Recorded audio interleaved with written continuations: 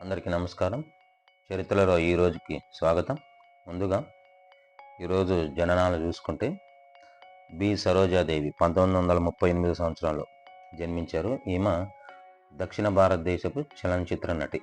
అలాగే 1950 సంవత్సరంలో శాంతాసింహ గారు అంతర్జాతీయ ఖ్యాతి పొందిన బాల కార్మికుల వ్యతిరేక కార్యకర్త.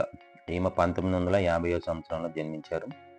అలాగే 1967 సంవత్సరంలో ఇర్ఫాన్ ఖాన్ ప్రఖ్యాత భారతీయ హిందీ సినిమా నటుడు, పద్మశ్రీ పురస్కార గ్రహీత. ఈయన 1967 సంవత్సరంలో జన్మించారు. అలాగే బిపాషా బసు భారతీయ చలనచిత్ర నటి. ఈమె ఒక మోడలు. 1979 సంవత్సరంలో జన్మించారు.